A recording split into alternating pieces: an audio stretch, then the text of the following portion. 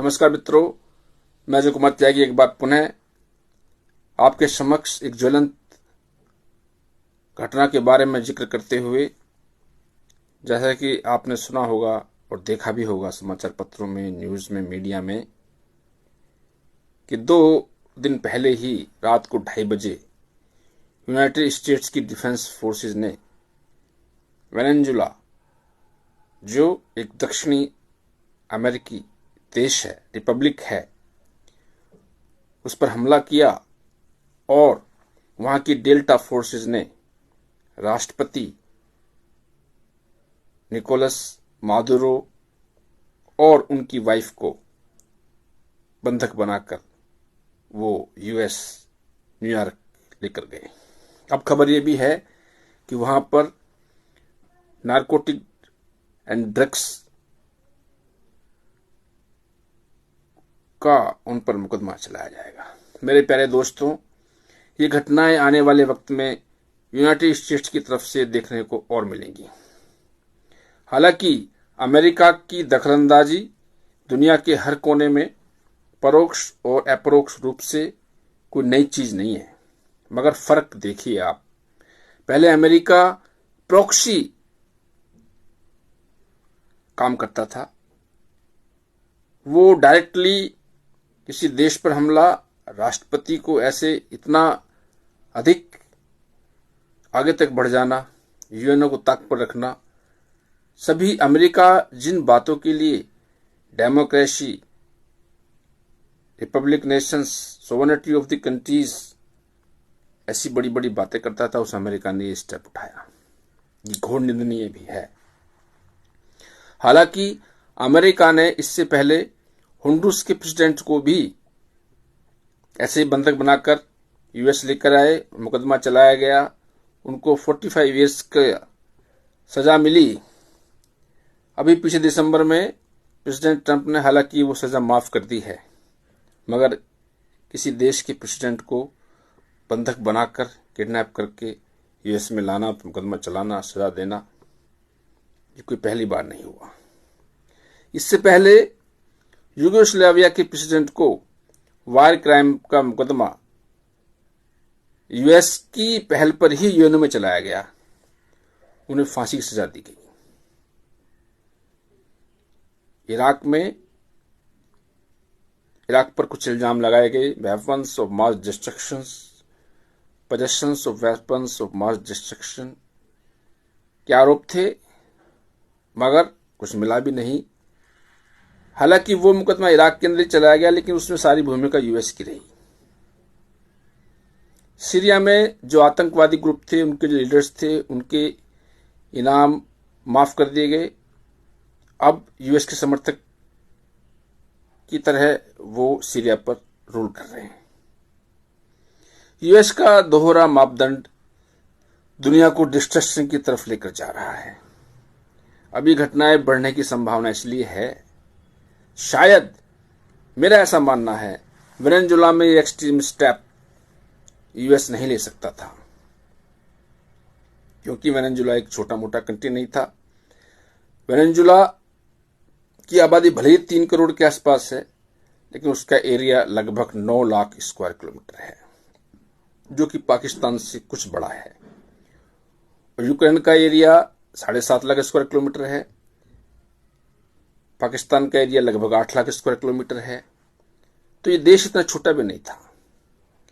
लेकिन मैं अगर मुद्दे में जाऊंगा, अंदर तक जाऊंगा, तो बहुत लंबा वीडियो हो जाएगा, क्योंकि मादुरो का इसमें ये फॉल्ट रहा। इन देशों का अच्छा प्राकृतिक खनिज, ऑयल, पेट्रोलियम प्रोडक्ट्स होने के बावजूद भी ये देश कम्युनिस्ट सरकारें रहीं और इन्होंने अपनी सेफ्टी, सिक्योरिटी और संपन्नता के लिए कुछ काम नहीं किया।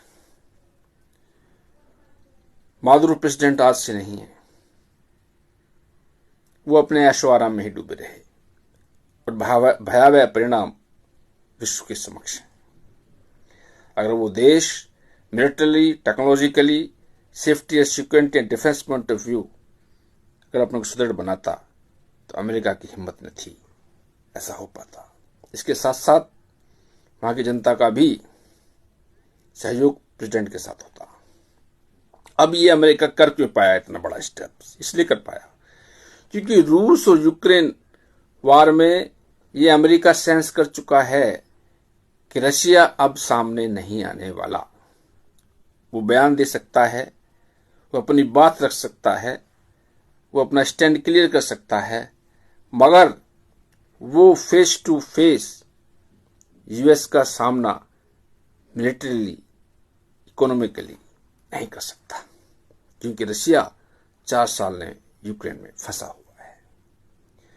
मुझे अफसोस है ये कहते हुए कि आने वाले वक्त में समथिंग विल हैपन और may happen in Iran, Cuba, Mexico, Canada and Denmark. मेरे प्यारे दोस्तों, खतरा इस बात का है कि जिस कॉलोनिज्म का खत्म होने का हमने जश्न मनाया था सेकेंड वर्ल्ड वॉर के बाद विश्व ने, वो शायद कॉलोनाइजेशन की शुरुआत यूएस कर चुका है। यूएस अपने को खाली जो आज का अमेरिका उस तक सीमित करना नहीं चाहता, वो अमेरिकन कॉन्टिनेंट को ही हड़पना चाहता है। जो ऑयल रिसोर्सेज हैं उनको ग्रैब करना चाहता है। यूएस चाहता है कि उसका एरिया भी रशिया की तरह विशाल हो जाए, और जैसे जैसे रशिया कमजोर होता जाएगा यूएस अपने इन मंसूबों को पूरा करता जाएगा। मेरे प्यारे दोस्तों, इस युद्ध में रशिया का फंस जाना केवल रशिया का फंस जाना नहीं, पूरे विश्व का फंस जाना है, क्योंकि अब यूएस की मोनोपोली शुरू हो चुकी है, जिसका पहला उदाहरण वेनेजुएला बन गया है और पहला शिकार भी वेनेजुएला हो गया है।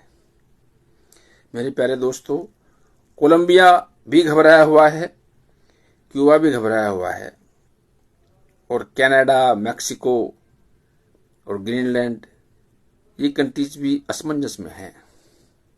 सिर्फ फर्क क्या है? फर्क सिर्फ ये है, लैटिन अमेरिकन और दक्षिण अमेरिका के देशों के साथ शायद यूरोप खड़ा ना हो, मगर सिर्फ अमेरिका जब खासतौर से कनाडा, मैक्सिको, ग्रीनलैंड की तरफ अपने कदम बढ़ाए, हो सकता है यूरोप अमेरिका का जोरदार विरोध करे, क्योंकि अमेरिका का इस कदर फैलाव हो जाना यूरोप के लिए एक बहुत बड़ा खतरा साबित हो सकता है, और उसका अगला दुश्मन जो अब वो रशिया मानते हैं वो यूएस हो सकता है। इसलिए वर्ल्ड ऑर्डर्स एस्टैब्लिश्ड और रीएस्टैब्लिश हो रहे हैं।